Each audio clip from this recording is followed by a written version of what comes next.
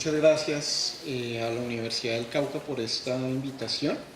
Para mí es muy importante poder acompañarlos en este espacio y me alegra muchísimo, ya hay otro también, ¿eh? Hay doble. Y me alegra mucho poder pues también encontrarme con tantas personas interesadas en estos temas aquí en la universidad, una de las universidades creo que más importantes en el país frente a estos temas. Bien. Bien. He titulado entonces, les decía, esta presentación las inscripciones de la guerra en el cuerpo de los combatientes, repensando los antagonismos del orden bélico. Y me interesa fundamentalmente discutir el lugar que ocupa la experiencia de los combatientes en los escenarios transicionales contemporáneos. En esa medida lo que quiero plantear fundamentalmente es un análisis crítico sobre lo que significa aproximarse a las historias de la violencia política y la guerra en Colombia a partir de las historias de los combatientes. Quiero arrancar rodeando mi argumento fundamentalmente planteando que como resultado del el impacto que el conflicto armado ha tenido también en las narrativas que hemos construido para narrarlo, hemos venido constituyendo en los últimos 40 años algo que yo he definido como una narrativa sobre la efectividad del daño, que es una narrativa centrada fundamentalmente en darle preeminencia al hecho violento por encima del sujeto sufriente. Es decir, que en los contextos de violencia nuestras narrativas se han tendido a instalar dándole prioridad significativa al hecho que provoca el sufrimiento, a la tortura, al desplazamiento o a la desaparición, pero muy poca posibilidad narrativa a las experiencias de los sujetos que padecen esos eventos.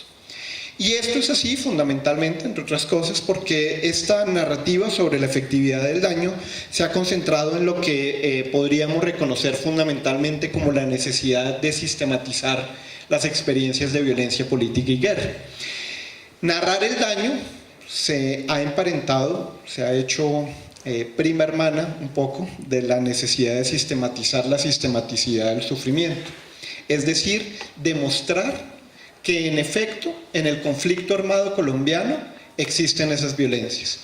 Y esto tiene una explicación fundamental a mi modo de ver. Se explica esencialmente por el hecho de que tenemos narrativas institucionales que niegan la existencia de estos hechos violentos. Es decir, tenemos gobiernos que dicen esto nunca pasó, aquí no se están matando líderes sociales, son líos de faldas, como dijo el ministro de Defensa a propósito del asesinato de líderes sociales. No son sistemáticos. Podemos encontrar 350 casos en lo que va ocurrido de este año, pero no son sistemáticos, dice el nuevo ministro de Defensa Botero. Entonces, ¿a qué nos estamos enfrentando? A la necesidad de construir narrativas que se opongan a esos, si se quiere, a esos negacionismos institucionales. Pero esto ha tenido como consecuencia, a mi modo de ver, una cierta preeminencia del hecho violento. Ante narrativas institucionales que niegan lo ocurrido, ante, por ejemplo, el gobierno de Julio César Turbay Ayala, del Estatuto de Seguridad de los 80, que decía que en Colombia no habían torturados, que el único preso político era él, decía con cierta ironía, ante la formulación de su ministro de Defensa que decía que pese a que en las cárceles habían 5.500 personas detenidas y torturadas, decía que los presos se autotorturaban para hacer quedar mal al gobierno. Lo mismo lo vamos a encontrar en las narrativas contemporáneas, lo podemos encontrar en el gobierno del vicepresidente Duque, o lo vamos a encontrar no es un lapsus, es intencional, lo vamos a encontrar también en las posturas de muchos gobiernos que dicen no hay asesinatos, no hay desplazados, no hay desaparición. Pero ante esas narrativas aparece una muy importante, que es la narrativa de las organizaciones defensoras de derechos humanos que dicen aquí está. He aquí la violencia.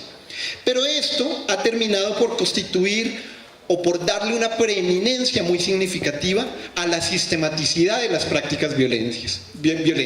Pero eso, a su vez, tiene otra consecuencia, y es que ha terminado por darle preeminencia, como venía diciendo, a las narraciones centradas en el daño, es decir, en dar cuenta de la existencia del sufrimiento, pero no del sufriente. Dar cuenta de la tortura, dar cuenta de que hay tantos líderes asesinados, pero poco o nada sabemos del líder asesinado. Lo hemos convertido en una cifra. ¿Y por qué lo hemos convertido en una cifra? Porque es importante demostrarle al gobierno que sí hay, y que no es uno, sino 1500. Pero, como se podrán imaginar, esto tiene una consecuencia significativa para nuestros contextos, y es que terminamos instalando una narrativa en la cual el sujeto se presenta solamente como objeto del sufrimiento, no como un sujeto que sufre. De ahí que podamos encontrar que el sujeto es importante en virtud de su padecimiento, en virtud de la relevancia y la precisión de su denuncia, en virtud de lo significativo que puede ser para oponerse a las narrativas estatales. Pero esto es muy problemático, como se pueden imaginar, porque termino instalando la idea fundamentalmente de que esta narrativa sobre el daño se centra fundamentalmente en la misma lógica que la violencia ha terminado por producir. ¿Cuál es esa lógica? La de administración de la violencia. Así, lo que encontramos fundamentalmente son narrativas sobre la violencia construidas por organizaciones defensoras de derechos humanos, por organizaciones de víctimas, en las cuales la manera de narrar, la manera de dar cuenta del hecho violento, le da preeminencia al evento, no al sufriente. Y esto, a mi modo de ver, se instaló en Colombia más o menos alrededor de la década de los 70, a mediados de la década de los 70, con las primeras organizaciones de derechos humanos existentes en el país. El CINEP, una organización de carácter jesuita, que todavía existe, el Foro Permanente por los Derechos Humanos, liderados por un senador de la República llamado Luis Carlos Galán, y el Comité de Solidaridad de Presos Políticos. Estas tres organizaciones empiezan a mediados de la década de los 70 y dicen, ante las narrativas estatales negacionistas que dicen aquí no pasa nada, le vamos a mostrar y vamos a sistematizar todos los eventos violentos. Pero esto tiene una consecuencia, como les digo, muy importante, y es que va a terminar recreando lo que yo podría llamar como la empresa sistemática del horror.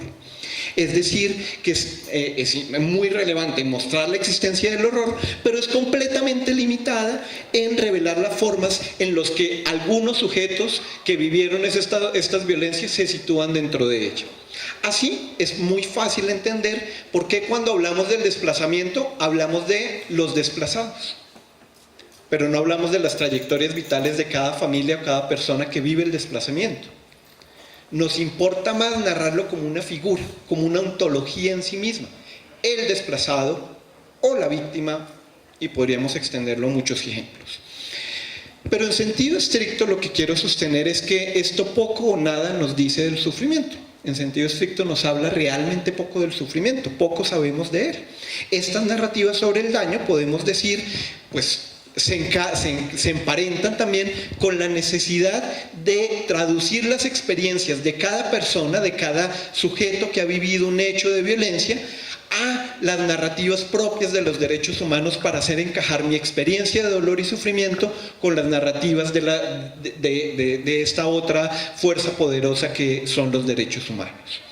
Y esto, por supuesto, en este tipo de narrativas importa mucho saber cuántos líderes asesinados, cuántos desplazados, cuántas personas desaparecidas hay en Colombia.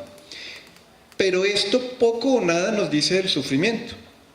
Hablamos hace 2 años, hace año y medio, de 60.000 desaparecidos en el caso colombiano. Hablamos hoy día de 82.000. Pero ¿qué sabemos de la desaparición forzada? ¿Qué sabemos de cada una de las familias que vive el drama de la desaparición? Poco o nada sabemos de ella. Esto, a mi modo de ver, se puede entender esencialmente por esta preeminencia que, como les digo, es heredera de la década de los 70, que le ha dado preeminencia a unas narrativas centradas en revelar la existencia del daño. Eso no es malo ni bueno, pero ha tenido unas consecuencias muy importantes en la manera como nos hemos relacionado con el conflicto armado colombiano. Y la relación principal que hemos terminado por establecer es una relación heredera de la década de los 70, en la que no importan tanto las historias de vida, en la que no importan tanto los dramas humanos asociados a cada evento violento. Eso pasó en los 70, continuó en los 80, continúa hasta hoy, pero hay una ruptura muy importante que se pregunta por el sujeto que sufre. Y eso es lo que podríamos llamar el giro subjetivo y el boom de la memoria. Que aunque en otros países, por ejemplo en los países del Cono Sur, llega muy tempranamente como propuesta la importancia de la memoria, en el caso colombiano llega relativamente tarde. Nosotros empezamos a hablar con las organizaciones de víctimas sobre la importancia de la memoria de los sujetos que habían vivido los eventos de violencia política a raíz de la Ley de Justicia y Paz en el 2005. Antecitos de formular la ley, las organizaciones de víctimas decían: ¿y qué vamos a hacer con las memorias de nuestros muertos, de nuestros desaparecidos? Alguien tiene que prestarle atención. Por eso en el 2005, por la presión que tienen los movimientos sociales y las organizaciones de víctimas, la Ley de Justicia y Paz crea dentro de la Comisión Nacional de Reparación y Reconciliación, como se llamaba en ese momento, el Grupo de Memoria Histórica, que luego se convierte en el año 2012 en el Centro Nacional de Memoria Histórica. ¿Qué pasa acá? Pues que hay una ruptura. Ya no solamente se trata de denunciar el evento y sistematizarlos en tablas y contar cuántos, sino también se trata de contar quiénes y de qué manera lo vivieron. Y este giro subjetivo y el boom de la memoria rescata al sujeto, un sujeto que a mi modo de ver se había perdido, se había desdibujado un poco de las narrativas organizativas acerca de la violencia política. Pero tiene un efecto también. Nuevamente, no quiero decir que sea bueno ni malo. De hecho, creo que es bastante bueno que haya sucedido. Pero ese no es el punto. El punto es que tiene un efecto muy particular sobre la manera como terminamos relacionándonos con la violencia. Y es que este sujeto rescatado en el boom de la memoria en el año 2005, pues importa mucho. Pero importa mucho fundamentalmente por una actitud bastante problemática que se centra fundamentalmente en el hecho de darle voz a las víctimas. Uno diría, pero ¿cuál es el problema con darle voz a las víctimas? El problema, a mi modo de ver, recae fundamentalmente en el supuesto de que las víctimas no tienen voz y de que hay alguien iluminado, ilustrado, que está en la posibilidad de darles la voz. Y esto es bastante problemático porque terminó instalando la idea de que la construcción de la memoria sobre la violencia política y la guerra en Colombia necesitaba a un sujeto autorizado o a una institución autorizada como el Centro Nacional de Memoria Histórica, una institución por supuesto muy relevante en este país, pero esa institución pareciera ser el referente esencial de la construcción de la memoria en este país. Y esto, por supuesto, también es muy problemático porque instala una manera particular de relacionarnos con las voces de los sujetos que han vivido experiencias de violencia política y guerra. Y es como si hubiese un sujeto autorizado que le puede dar voz al otro, como si el otro no tuviera voz. El segundo efecto también es tremendamente problemático. Y es que en estos escenarios, y no es nada gratuito que se instale a partir del 2005 para el caso colombiano, aparece fundamentalmente la palabra como el acto liberador por excelencia, como el acto sanador esencial, como si el hecho de hablar y narrar la experiencia en sí mismo fuera o contuviera en su ideal un efecto sanador y reparador. Y lo que encontramos es que no, que muchas víctimas no necesariamente se sienten mejor al hablar. De hecho, que hay muchas, después de rendir su testimonio o de contar sus historias al Centro Nacional de Memoria Histórica, terminaron siendo asesinados. O que muchos sintieron que tenían expectativas, como en el caso de los habitantes de Trujillo Valle, que esperaban que después de que se lanzara el informe de la masacre de Trujillo por el Centro Nacional de Memoria Histórica, se emprendieran un proceso de reparación efectivo, que no sucedió. O como las víctimas del Salado, de la masacre del Salado, que esperaban que después de que se lanzara el informe del Centro Nacional de Memoria Histórica, ese pedacito que decía pequeñito en una parte del libro que decía que la Infantería de Marina tenía responsabilidad en la masacre del Salado, tuviera resonancia judicial, pero tampoco lo tuvo. Por supuesto, esto no es culpa del Grupo de Memoria Histórica ni del Centro Nacional, pero sí nos refleja el efecto significativo que tiene este tipo de narrativas que construimos para dar cuenta de la violencia. Por lo tanto, en este boom de la memoria, lo que llamaría el boom de la memoria en el caso colombiano, la presentación pública de los testimonios termina constituyéndose como un fin en sí mismo, como si el acto de presentar los testimonios ya tuviera un efecto reparador. Y por supuesto no lo fue así. Como les decía, este simplemente es una manera de girar alrededor de este tema, que es el que en realidad quiero desarrollar, que tiene que ver con el cuerpo de los combatientes. Lo que quiero sostener hasta acá es que en estos escenarios hemos terminado por desdibujar los vínculos intersubjetivos que hacen posible el camino de la memoria, que hacen posible el camino del testimonio, que hacen posible hablar del sufrimiento. Y lo que nos vamos a encontrar entonces es que de la misma manera que se había desdibujado al sujeto que sufre, se terminó por desdibujar al sujeto que pregunta sobre quién sufre.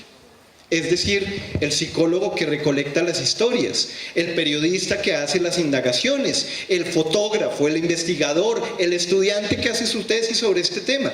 De esa persona poco o nada sabemos, porque suponemos con cierta facilidad que lo importante es el testimonio de la víctima. Y por supuesto que lo es, pero ese testimonio no llega en el vacío, no se da en la nada. No resulta que el investigador simplemente lleva su grabadora de voz y le dice, te dejo la grabadora, dame tu testimonio, yo voy a ir a tomarme un café y lo grabas con buen sonido y ya vengo.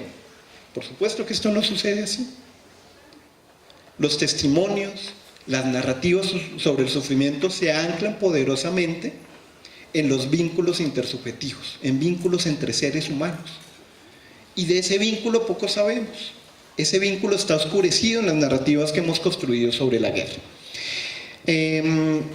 Lo que quiero entonces plantear es que este sujeto, que podríamos llamar el sujeto situado ante el dolor del otro, el sujeto situado ante el dolor de los demás, aparece como si fuera un sujeto prescindible, como si las condiciones sociales que hacen posible el testimonio fueran irrelevantes. Y de él no sabemos nada. No sabemos quién es el sujeto que pregunta. No sabemos cómo fue posible que un testimonio de la violencia política y la guerra fuera producido. No sabemos qué lo hizo posible. Y este es el punto que me interesa recalcar.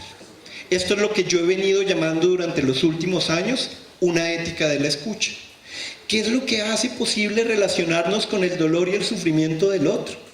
¿Qué es lo que hace posible que una víctima se siente interpelada por nuestra pregunta y que no diga, no, yo a usted no le cuento nada, sino que se interese incluso en nuestra pregunta y nos cuente esa historia? Este punto del vínculo intersubjetivo es el que me interesa rescatar, que es justamente la idea del sujeto situado ante el dolor de los demás.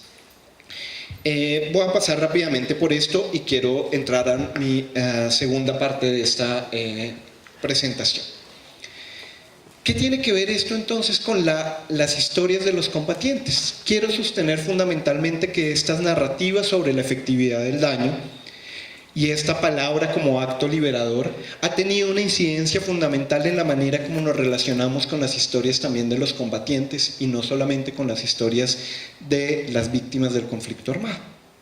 Y quiero centrarme fundamentalmente en el caso de los niños y las niñas combatientes, que es un grupo de hecho poco interpretado y analizado en las ciencias sociales colombianas.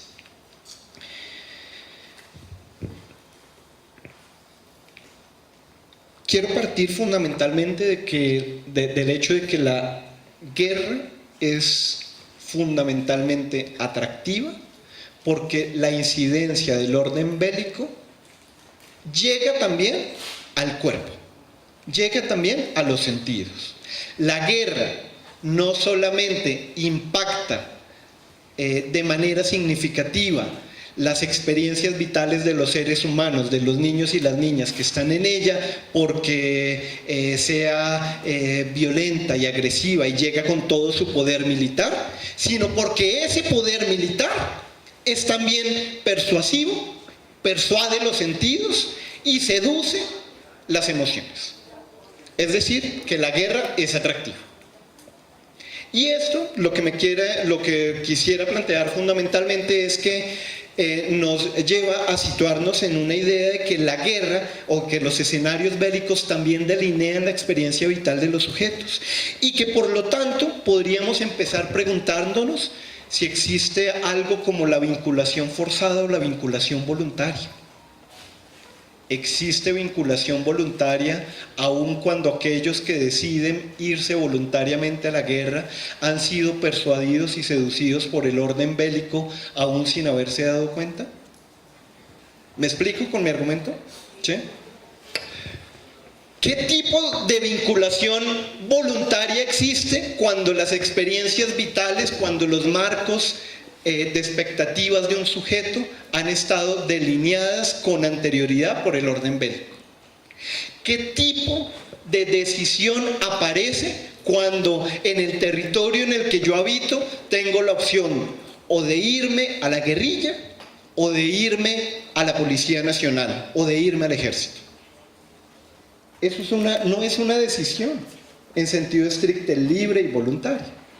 Por lo tanto, lo que quiero plantear en este punto es que el orden bélico limita el campo de decisión de los sujetos. Y lo limita porque también incide y persuade los sentidos. No solamente porque los sujetos se ven obligados a entrar a la guerra de manera, si se quiere, forzosa, su cuerpo es llevado forzosamente a la guerra, sino porque también su estructura psíquica ha sido forzosamente llevada a la guerra. ¿Cuál es el efecto que ha tenido la militarización en la mente de nuestros jóvenes? ¿Qué tipo de decisiones tomamos nosotros cuando el orden bélico se volvió cotidiano?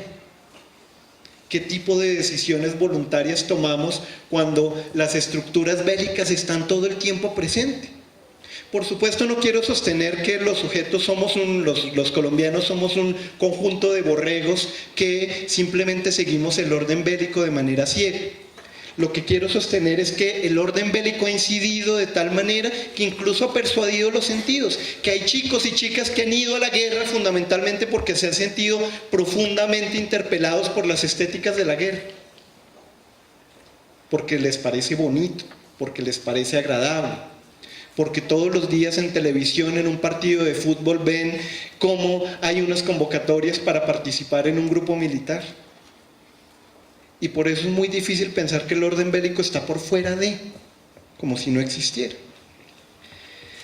En esa medida quisiera, acá vale la pena señalar lo siguiente, y es, la presentación está acompañada por un conjunto de fotografías que hacen parte de un libro que se llama La ética de la representación, un libro que he escrito y que saldrá el próximo año, que recoge las experiencias de fotógrafos y fotógrafas que trabajan en el contexto del conflicto armado colombiano. Esta es una fotografía de Juan Arredondo, un fotógrafo de Manizales, y esta es una fotografía a jóvenes combatientes del ELN, es una fotografía reciente del año pasado. Y refleja algo muy interesante. Si la ven, no se alcanza a ver también por la luz que tenemos desde allá. No sé si esa luz se pueda apagar, esas dos luces, y dejar las otras encendidas para ver mejor las fotografías, porque hay varias. Este sujeto que está acá pareciera que se entremezcla con la selva, ¿no? Es el efecto que tiene el tipo de narrativa que construye el fotógrafo. Es una fotografía blanco y negro, están los combatientes de camuflado, pero pareciera que el sujeto está tan camuflado que pareciera que fuera parte de la manigua, parte de la selva. Lo que quiero argumentar es que durante mucho tiempo hemos venido pensando que el combatiente es un sujeto que se entregó completamente al orden bélico y que no tiene capacidad de decisión. Y que este niño o esta niña combatiente, dado que se vio forzado a ir a la guerra, se vinculó a la guerra fundamentalmente porque no tenía ninguna capacidad mental para decidir. Permítanme ilustrarlo con un ejemplo, cuestionar esto con un ejemplo. Nací y crecí en la guerrilla. Mi mamá, mis hermanos, mis tíos eran guerrilleros. Allá aprendí a ser un combatiente de los buenos. Había disciplina, Pero a mí nunca me gustó estar allá. Siempre odié ese hijo de puta uniforme. Lo detestaba, todo roído, esas botas de mierda. Es que ni color tenía ese mal parido. A mí el que me gustaba era el de los paracos. ¡Uy, qué presencia! Es que el uniforme de paraco es mucho más bacán. Tiene presencia. El chaleco, las botas, es mucho mejor. Yo entonces me salí de la guerrilla y me metí a los paracos. No se imagina el cambio. ¿Usted ha visto las de Rambo? ¿Las películas de Rambo se refiere? Uf, así, tal cual. El fusil, una chimba, mano. Allá empecé a darle plomo a la familia. Me llegó una carta de mi mamá diciéndome que me iba a matar por voltear. Es una historia que refleja todo el dolor de la guerra de este país, todas las intersecciones familiares que tiene la guerra de este país, pero refleja algo más. Yo no sé, voy a volver a insistir, ¿es posible apagar esas luces para poder ver bien las fotografías que son muy importantes en la presentación? No sé si hay alguien que me diga si sí o si no. ¿Sí se puede? Ok, gracias. Son estas dos porque son las que llegan directamente al proyector. El testimonio refleja algo muy interesante, tremendamente interesante, y es que son esos dos proyectores que son los más grandes. Le dejaron las que no. Esas, y las otras sí las podemos prender para que me vean ahora a mí, que ahora no me ven a mí. Excelente, muchas gracias. Muchas gracias. Buenísimo. Quiero antes de hablar del testimonio, hablar de esta fotografía. Esta fotografía es de una silla que la guerrilla le gustaba mucho, la guerrilla de las FARC le gustaba mucho apropiarse de las fuerzas militares. Son sillas plegables. Y cuando había un combate y ganaban el combate, una de las cosas que le gustaba a los guerrilleros de las FARC era apropiarse de esas sillas, porque de esas sillas no tenían dentro de la dotación de las FARC. ¿Y por qué era importante estas sillitas? Porque son sillas plegables que permiten sentarse en medio de la selva con cierta comodidad, son muy livianas y son muy interesantes para el uso en el contexto de la guerra. Pero estas sillas, una vez eran apropiadas, eran intervenidas por los combatientes. Y eran tejidas y les ponían detalles como este corazoncito atravesado por un cuchillo, un colibrí chupando una flor, unas rosas, que era la manera de decorar esa guerra. Volvamos al testimonio. Nos refleja, a mi modo de ver, todo el horror de la guerra. Nacer en la guerrilla, luego hacerle la guerra a la familia, querer matar a la mamá. Pero refleja algo más, algo profundamente juvenil, y es querer cambiarse de uniforme. Refleja un chico como cualquier otro que dice: yo estoy cansado de verme con estas zapatillas que no me gustan, mamá, yo quisiera tener las zapatillas de moda. Es el mismo sujeto, por ejemplo, que podría llegar a cuestionar el conjunto de valores que lo han orientado, que lo han formado en su familia, y es capaz de robarle el dinero a su abuela con tal de ir a comprarse unas zapatillas. Pero esto es profundamente juvenil. Es un chico persuadido por la necesidad de la estética de la guerra. No quiere verse como un guerrillero con ese uniforme viejo. Él quiere verse como un combatiente de los buenos, como los paracos, con un uniforme de los buenos, unas botas grandes, poderosas. ¿Qué refleja esto? Refleja un punto, si se quiere, más acá de la disposición ideológica y política para participar en la guerra. Es una disposición política de los cuerpos, también seducidos en el orden bélico. Ahora bien, cuando uno piensa en esto, entonces lo que creo que debería empezar a cuestionar es la idea de: ¿y ese sujeto que va a la guerra es un sujeto que no tiene cerebro? ¿Es un sujeto que no tiene ninguna idea de por qué está yendo a la guerra? Este es un viejo mural que apareció en Berlín hace ya algún tiempo, que refleja muy bien este ideal, ¿no? Esta idea de que el soldado, el conscripto, va a la guerra, le quitan el cerebro, le ponen un casco y lo mandan allí. Y sin duda es una imagen que muchos podrán compartir. Yo quisiera interpelar esa imagen, quisiera cuestionar esa imagen, cuestionar la idea de que el sujeto que asiste en calidad de combatiente a la guerra es un sujeto que no tiene voluntad y no tiene capacidad de decisión. Sin duda, la militarización ha calado muy hondo en la vida cotidiana de nuestros jóvenes, tanto así que durante mucho tiempo, y aún quedan rezagos de esa idea, era el punto fundamental o la base fundamental del ingreso de la categoría a la categoría de ciudadano. Se era ciudadano si se prestaba el servicio militar. Aún hoy muchas personas no pueden conseguir trabajo por no tener la libreta militar en este país. Pero lo que quiero plantear es que a raíz de esas acciones de vinculación forzada a la guerra para acceder a la categoría ciudadana de ciudadano, los sujetos tenían que asistir a la guerra también adhiriéndose afectivamente a la guerra, es decir, comprando el ideal de los grupos a los que se vinculaban. No era simplemente empuñar las armas, no eran máquinas de guerra. Y esa adhesión afectiva refleja un sujeto implicado y nos cuestiona dos planteamientos esenciales de lo que significa ser combatiente. Una que es la fantasía de dominio y otra que es la fantasía de aceptación o apropiación. La fantasía de dominio dice fundamentalmente, esto está basado en un literato que se llama Jordi Claramonte, un literato catalán, que habla sobre la pornografía y la guerra, otro tema, pero no lo hablaré acá. La fantasía de dominio se basa fundamentalmente en la idea de que ciertos sujetos determinados escogidos son los que en realidad cuentan con una voluntad propia y genuina, los otros no. Los otros son simplemente la guerrillerada, el soldado raso, el ejército de los paracos, que no tiene ningún nivel de decisión, simplemente son máquinas de guerra. Son objetos carentes de iniciativa, incluso son objetos bélicos también. Esta fantasía de dominio, pues por supuesto, es insostenible, es una fantasía. La otra es la fantasía de aceptación, y es que el combatiente ha aceptado de manera convencida que puede cumplir todas las órdenes del comandante y que se adscribe a todos los ideales. Lo que quiero cuestionar es justamente ese planteamiento, sobre la base de que ni la fantasía de dominio ni la fantasía de aceptación se materializan plenamente, es decir, se mantienen al nivel de la fantasía. El combatiente tiene un cierto nivel de decisión, y por eso también es un sujeto susceptible de ser juzgado, no solamente como un sujeto que obedece ciegamente a su comandante.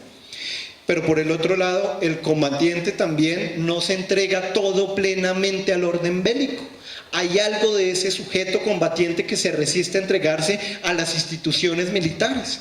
Y ese no todo del sujeto, ese no todo, eso que no se da todo, refleja fundamentalmente una capacidad de decisión también en el orden bélico. El otro planteamiento que quiero sostener es que hay un deleite de lo bélico que es resultado fundamentalmente de las estéticas que hemos construido alrededor de los combatientes. Y esa estética se basa fundamentalmente en unas proposiciones y acciones que hemos emprendido fundamentalmente para que la sociedad colombiana, nuestros niños y niñas, se sientan altamente persuadidos y atraídos por la guerra. Voy a poner solamente unos ejemplos con unas fotografías. Esto es un supermercado en la ciudad de Bogotá. Una ida de compras al supermercado casual. No va al supermercado, están los militares y le dice al niño: ve, ponete el casco, tómate una foto. Vamos a encontrar varias fotos similares. Esta es mucho más reveladora. Y este es un niño que además le dieron una alcancía de militar, un libro para colorear, le pusieron el casco, le tomaron la foto. Varios datos. Los adultos que están ahí no son soldados regulares, no son militares de la reserva, es decir, son profesionales que donan su tiempo libre los sábados y los domingos para hacer acciones cívico-militares a favor de las fuerzas militares. Esto sucedía en el año 2000 y todavía en varios lugares del país siguen sucediendo. Entonces, mi argumento es, el sujeto no se da todo este ordenamiento. ¿Recuerdan las sillitas de las que les hablé que se apropiaba al azar? Bueno, esta es una silla que era de Flores, que murió en un combate, pero que el guerrillero que la tomó, la guerrillera que la tomó, la intervino y le puso un Winnie the Pooh. Y justamente el sujeto no se da todo este ordenamiento, porque ese sujeto sigue existiendo. No podemos suponer que el combatiente simplemente se volvió una máquina de guerra. Y por lo tanto lo que me interesa en este caso es plantear que hay una elaboración subjetiva de la experiencia de la guerra. Y en esa medida me interesa además plantear que esto nos lleva a cuestionar los antagonismos que hemos creado acerca de las lógicas bélicas y acerca de lo que supone ser un combatiente. Las fotos que están acá detrás, estas son un poco más oscuras, pero así viene la foto, son de un campo de entrenamiento paramilitar tomadas por Julián Lineros. La de las sillitas son unas fotos tomadas por el periodista Federico Ríos. Entonces, ¿cuáles son los antagonismos? Y este es el punto con el que ya voy a cerrar mi presentación. El primer antagonismo que me interesa cuestionar es el antagonismo niñez-adultez. ¿Se es niño cuando se ha ido a la guerra en calidad de combatiente? ¿Todavía se es niño en esa experiencia? ¿Qué significa crecer y envejecer en la guerra? ¿Y en qué tiempo se le pide vivir a un chico o una chica que vivió su niñez o los periodos comprendidos entre los 5 y los 15 años? ¿En qué periodo se le pide vivir cuando se le dice que tuvo una infancia perdida? De repente este sujeto llega a las instituciones del Estado y se le dice: tú no tuviste niñez y ahora es la oportunidad para que la tengas. Y entonces el sujeto dice: pero yo tengo 18 años, voy a vivir mi niñez a los 18 y mientras vivo mi niñez voy a dejar de vivir mi adultez. Los niños y las niñas que fueron a la guerra la vivieron la niñez como combatientes, lo cual no es nada grato, pero sí la vivieron. Por lo tanto, tendríamos que cuestionar este antagonismo niñez y adultez y cuestionar esta idea de que las experiencias de los niños y niñas combatientes deben leerse con el déficit de una niñez perdida. ¿Cómo podemos leer la experiencia de niños y niñas combatientes, excombatientes, sin la marca deficitaria de una niñez perdida? Sin decirle: ay, tú no viviste niñez, ahora te voy a regalar muñecos y te voy a regalar juguetes para que puedas jugar. Bueno, este sujeto tuvo una niñez, no fue la más ideal, pero de la misma manera que no fue ideal la de nuestros abuelos. Contemporáneamente la niñez de mis abuelos no fue la más ideal porque trabajaron en la tierra y eran trabajadores y no tuvieron educación, pero tuvieron una niñez, tal vez no es la más grata, pero que la tuvieron, la tuvieron.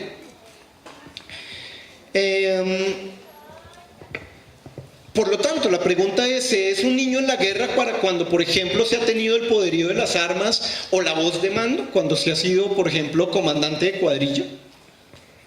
¿Se es un niño en la guerra cuando se han asumido las mismas responsabilidades de los adultos? Y ese niño puede ser leído de la misma manera que como es leído cualquier otro niño, simplemente un niño contemporáneo.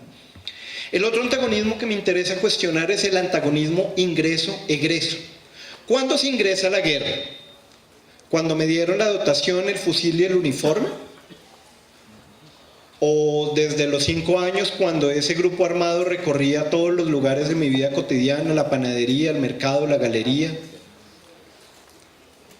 Cuando yo le decía a tío a un señor que era comandante de un frente de las FARC. Cuando conviví con los actores armados todo el tiempo. ¿Y cuándo salí de la guerra? Salí de la guerra cuando empezó el proceso de paz con las FARC, cuando se firmó. ¿Cuándo sale un sujeto de la guerra?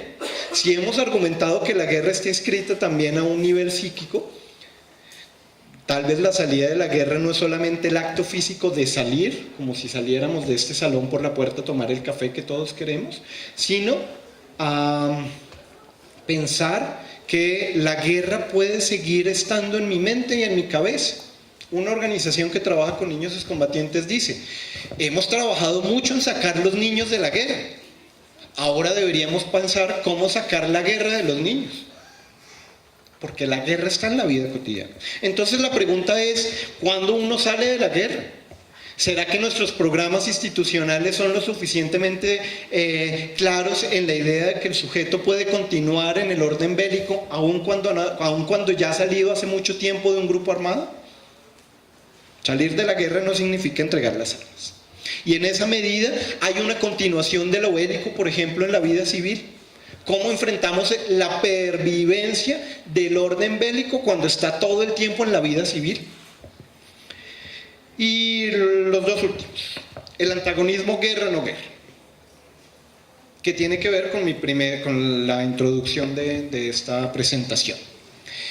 El antagonismo guerra-no guerra se basa fundamentalmente en que la guerra se vive allá, donde están los combatientes, y acá vivimos la paz perpetua. Allá están militarizados, usan fusiles, usan armas, usan uniformes. Acá los civiles comprometidos con la lucha y la defensa de los derechos humanos decimos, acá somos plena paz. Perdón, pero la guerra también se está librando acá desde hace rato. Y se libra en las ciudades. ¿Qué es lo que habilita un profesional del ICBF, por poner un ejemplo? No tengo nada, o por lo menos no lo voy a hacer explícito contra el ICBF, pero ¿qué podríamos decir frente al ICBF, frente al profesional del ICBF que dice, me pasó, que le dice a un grupo de niños en un hogar de transición, en un hogar de paso, aquí no hablamos de guerra, acá solamente hablamos de paz? Llego yo, psicólogo, yo coordinaba todos los equipos de bienestar en la ciudad de Bogotá para niños excombatientes, y le digo, perdón, pero ¿cuándo vamos a hablar de la guerra con los niños si es de lo que más quieren hablar? No, es que acá la idea es que no hablemos más de eso, que hallemos esa experiencia. Bueno, pero en algún momento vamos a tener que hablar de esto, no podemos suponer que la guerra estaba allá y que acá no está. El hecho mismo de que yo crea que la guerra está allá afuera es un efecto del orden bélico. Y en esa medida lo que vamos a encontrar es que la guerra tiene unos escenarios de continuidad y las rupturas no son tan claras. Por lo tanto, lo que propongo es pasar de la ruptura a una idea de las continuidades. Unas continuidades en las que los espacios de la guerra están en las ciudades, en que los espacios de la guerra están en Popayán y no solamente en Caloto, en el que los tiempos de la guerra están en el sujeto no solamente cuando empuñaba las armas, sino también cuando se relaciona con otros, porque los tiempos de la guerra persiguen, si se quieren, los tiempos del sujeto. Por lo tanto, a estas formas de administración institucional que se derivan de estos escenarios transicionales en los que se supone que hay un tiempo de guerra y un tiempo de paz, habría que hacerle un cuestionamiento. Y es preguntarnos qué tipo de continuidades hay entre el orden bélico y el orden pacífico en el que nos hemos instalado. Y eso supone entonces preguntarnos, liberarnos de la idea de que la guerra estaba librándose allá, en un escenario distante del aquí, de la vida civil. Como si nosotros no estuviésemos también atravesados por la militarización, como si la vida militar no hubiese atravesado también nuestra existencia vital. Y por lo tanto, esto es maravilloso porque ahí se coincidiera esta imagen de los niños soldados, los child soldiers, como se llama en inglés, con la del welfare state, la del estado de bienestar. Porque son dos tipos ideales, un niño combatiente que tiene armas y un estado de bienestar que provee educación, salud y un montón de cosas. Esos dos son tipos ideales en el caso colombiano. Los niños combatientes no son solo los niños que puñan armas, los niños combatientes son también los que funcionan como campaneros, llevando y trayendo información. Son los que no necesariamente tienen un uniforme, pero tienen un arma, pero han matado personas. Y el estado de bienestar al que se les presupone a esos niños, o al que se les ofrece a esos niños que van a salir de la guerra y se les dice, guerrillero, desmovilícese, bienvenido a la vida civil. Y la vida civil es una vida llena de precariedades. No es la vida ideal del estado de bienestar en el que hay salud y educación pública, universal y gratuita. De hecho, por eso está la movilización. Finalmente, lo que creo es que hay un cierto desdibujamiento de las responsabilidades institucionales respecto al orden bélico, porque las instituciones que se encargan de acoger las experiencias de los combatientes se han instalado en la idea de que no tienen nada que ver con el conflicto armado colombiano, y por eso volvemos a las narrativas en las que se borra el sujeto. en el que borramos la experiencia intersubjetiva, como si yo no tuviera nada que ver, nuevamente en la imagen que había propuesto, como si yo simplemente pusiera una grabadora de voz para que el otro hablara, como si yo estuviera borrado de este contexto bélico. Por supuesto, la pregunta con la que queda todo esto es cómo romper los antagonismos, y pues de eso no voy a hablar, ya se me acabó el tiempo, pero tampoco es que tenga las respuestas. Muchas gracias.